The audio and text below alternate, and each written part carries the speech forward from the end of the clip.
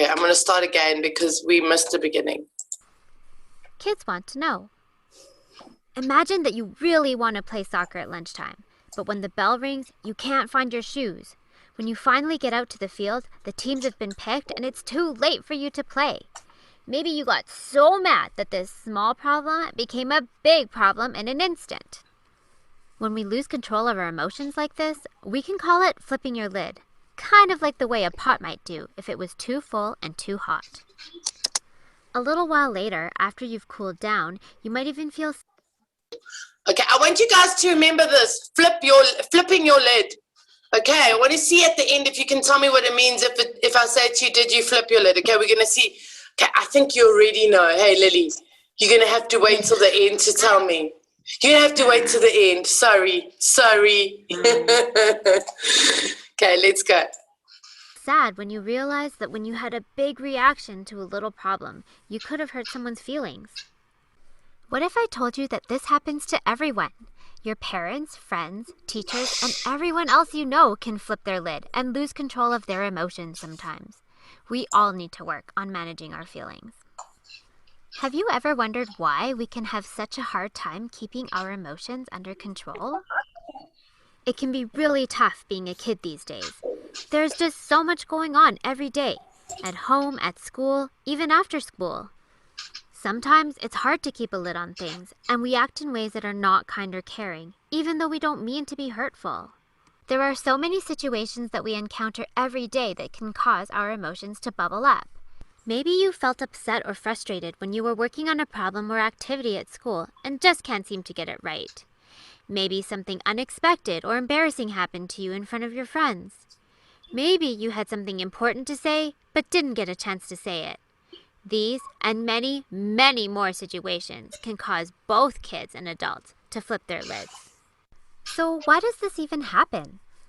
Well, it has to do with the way our amazing human brains work to help keep us safe. This is your brain, the part of your body that controls everything you do. Let's take a closer look at the parts of the brain and how they can work together to help us keep a lid on things. The brain is a pretty complicated organ, so we're going to use our hand to help us visualize what's happening up there. Let's imagine that our brain has an upstairs and a downstairs.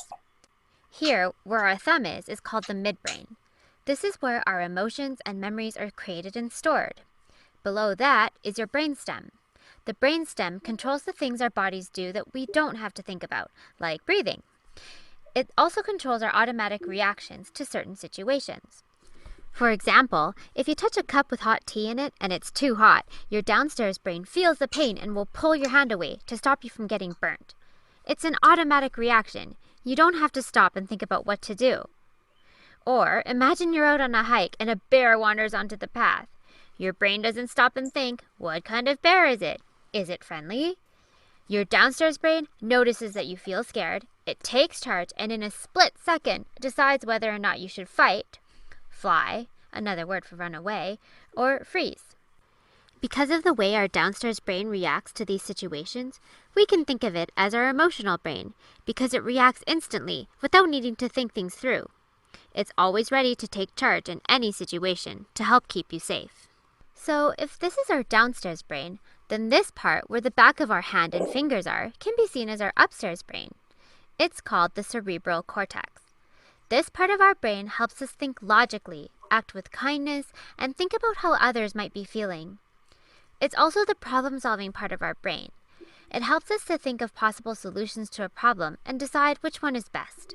The upstairs brain is our thinking brain. Your upstairs and downstairs brain don't work alone. Your brain is set up so that the upstairs and downstairs brain can communicate with itself. It sends messages from section to section all the time about what our bodies feel and need. Let's take a closer look at our brain fist. Where our fingertips are is the logic and reasoning part of the brain that springs into action when we have a problem to solve, and usually it does a great job of doing it. But sometimes it can have a hard time solving a problem if the emotional brain and thinking brain can't communicate well enough. This can happen if your emotions get too overwhelming and your downstairs brain decides that this situation might be dangerous, even if it isn't really. And we all know what happens when our downstairs brain thinks you're in danger. It triggers our fight, flight, or freeze reflex. Our emotions start to bubble up and then suddenly everything boils over. We flip our lids. This can look like a scary, angry reaction, or it might be crying or running away from a problem. Now that we've flipped our lids, see how far away our fingertips are from the midbrain? When our lids are flipped, our upstairs and downstairs brain can't talk to each other. Our emotions have become too strong and we can't think clearly and can't solve the problem in a peaceful way. So what can we do to stop us from flipping our lid? Well, it all starts with realizing that we're about to flip our lid, and then turning down the heat so it doesn't happen. Remember that soccer game we talked about at the beginning of the video, and you were really upset and didn't get to play? Maybe you felt your tummy rumble, or you felt your face getting hot? Did your heart start to pound, and did you feel your hands start to clench? Were you frustrated, disappointed, and angry? These types of strong feelings are all indicators that you might be close to flipping your lid. If you feel this start to happen, it's a good idea to walk away, take some deep breaths, and look for an adult to talk to before you flip your lid. It might be a parent, grandparent, coach, teacher, or another trusted adult nearby. They can help you with strategies to solve the problem once you've calmed down enough for your upstairs brain to be ready to do some peaceful problem solving. If you do flip your lid, those same trusted adults can offer you some time and space to cool down before you start to problem solve together. Once your upstairs brain is back in charge, you can share your story and get some help. Using I statements can help you to tell an adult what you need. I need a hug. I need you to listen to what I have to say. I need another chance. I need some alone time. I need a walk. I need you to see that I can do well. Learning more about the brain and how it works can really help us to understand our emotions and to be peaceful problem solvers. When we listen to our bodies and our brains, we can turn the challenges of being a kid into opportunities to learn and grow. Thanks for watching. Can I talk, please? Yes, you've been so patiently waiting to speak. You can speak. I always flip my lid. You always flip your lid. So today we're going to speak about what makes us flip our lids. Remember, this is not just any old emotion. This is your flip your lid emotion. That means you are fuming. It's like a boiling pot that is boiling on the stove. Okay. Lily, can you tell me some of the things that make you flip your lid? My brother. Okay, what about him? It can't just be him. What does he do that makes you flip your lid? Pinches me, irritates me, and bites me. Okay. And then can I ask you Takes something? my toys away. Okay, so it's what he does to you. And can I ask you, does it happen immediately that you feel like it's going to flip your lid, or does it slowly build up as he starts to irritate you more and more and more? It slowly builds up. Okay, it slowly builds up. Thank you, Lily. Is there anybody else can tell me if they've flipped their lid? Can I tell you something? When I was growing up, guys, my mom and dad used to feel very uncomfortable when we did things like cried or got angry. They didn't know much about emotions that long ago. So I didn't learn very much about emotions. And you know what? An emotion is just as important as your oxygen. If you don't have emotions, you can't live. If you don't have oxygen, you can't live. Okay, so I want you to understand that if you do get angry, it's normal. But we're going to speak about what to do when we get angry. I want you, every single one of you is going to tell me something. You need to tell me what makes you angry. Like really, really mad.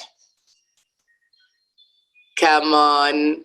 There's another one. Lily's going to have one more chance, and then you guys each have to come up with something. Quickly think of something.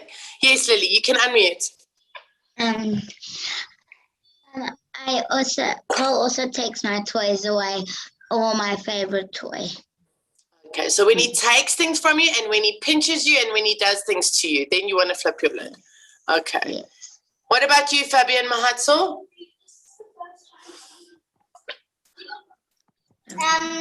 Mahata should go first because she's my guest.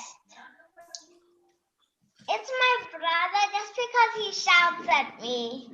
Okay. And does that make you just a little bit angry and angry and angry, or do you get angry really quickly with him?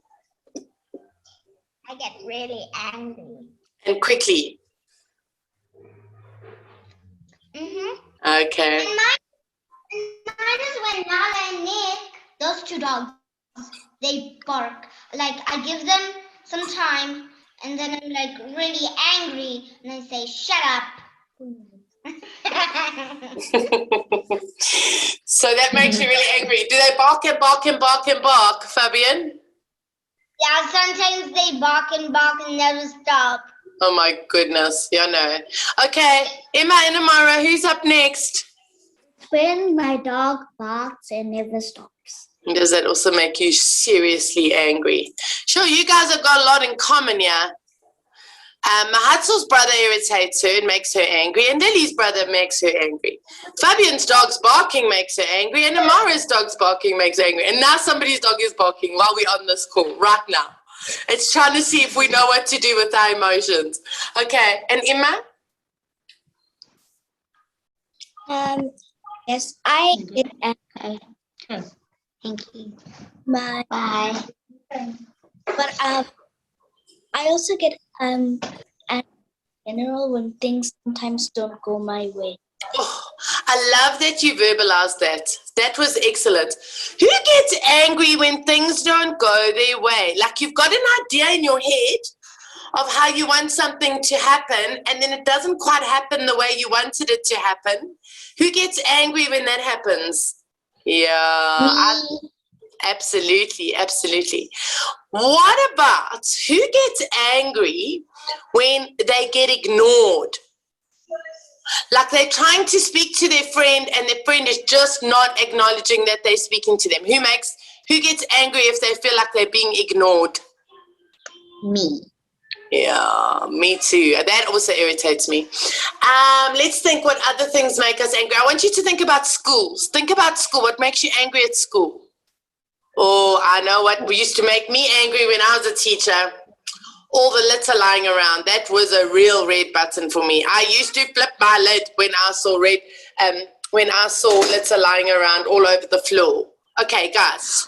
So right now I'm going to explain to you again. I want you to do this with your hands.